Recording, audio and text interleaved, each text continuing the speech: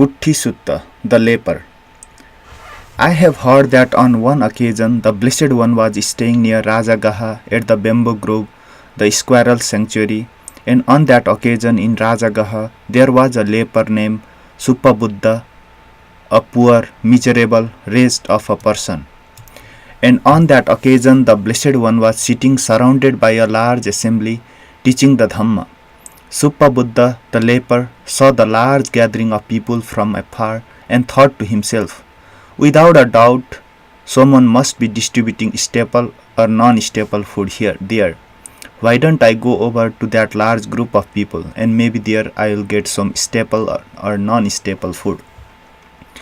So he went over to the large group of people. Then he saw the Blessed One sitting surrounded by a large assembly teaching the Dhamma. On seeing this, he realized there's no one distributing staple or non-staple food there. There's Gautama the contemplative sitting surrounded teaching the Dhamma. Why don't I listen to the Dhamma? So he sat down to one side right there, thinking, I too will listen to the Dhamma. Then the Blessed One, having encompassed the awareness of the entire assembly with his awareness, asked himself, now, who here is capable of understanding the Dhamma? He saw Suppabuddha the leper sitting in the assembly, and on seeing him the thought occurred to him, this person here is capable of understanding the Dhamma. So aiming at Suppabuddha the leper, he gave a step-by-step talk. He proclaimed a talk on generosity, on virtue, on heaven. He declared the drawbacks, degradation and corruption of sensuality, and the rewards of renunciation. Then when the Blessed One knew that Suppabuddha the leper's mind was ready, malleable, free from hindrances, elevated and clear, he then gave the Dhamma talk peculiar to awakened ones, stress, origination, cessation and path. And just as a clean cloth free of stains would properly absorb a dye, in the same way as Suppabuddha the leper was sitting in that very seat, the dustless, stainless Dhamma eye arose within him. Whatever is subject to origination is all subject to cessation. Having seen the Dhamma, reached the Dhamma, known the Dhamma, gained a foothold in the Dhamma, having crossed over and beyond doubt, having had no more perplexity, having gained fearlessness and independence from others with regard to the teacher's message, he got up from his seat and went to the Blessed One. He, on arrival, having bowed down to the Blessed One, he sat to one side. As he was sitting there, he said to the Blessed One, Magnificent Lord, magnificent, just as if he were to place upright what was overturned, to reveal what was hidden, to show the way to one who was lost, or to carry a lamp into the dark so that those with eyes could see forms. In the same way has the Blessed One, through many lines of reasoning, made the Dhamma clear. I go to the Blessed One for refuge, to the Dhamma and to the community of monks.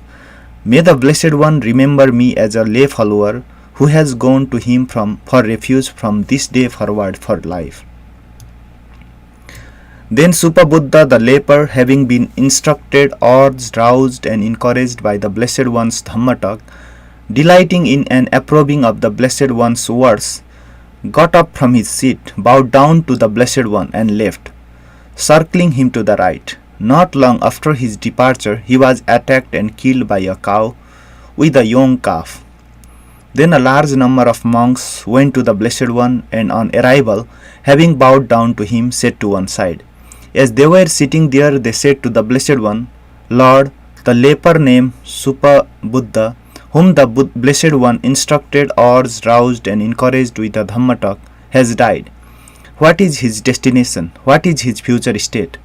Monks, Suppabuddha the leper was wise. He practiced the Dhamma in accordance with the Dhamma and did not pester me with issues related to the Dhamma. With the destruction of the first three fetters, he is a extreme winner, not subject to states of deprivation, headed for self-awakening for sure. When this was said, one of the monks said to the Blessed One, Lord, what was the cause, what was the reason why Suppabuddha the leper was such a poor, miserable wretch of a person? Once monks in this very Rajagaha Supabuddha the leper was the son of a rich moneylender. While being escorted to a pleasure park, he saw Tagar Sikhin, the private Buddha, going for alms in the city. On seeing him, the thought occurred to him, who is this leper prowling about? Spitting and disrespectfully turning his left side to Tagarsikhin, the private Buddha, he left.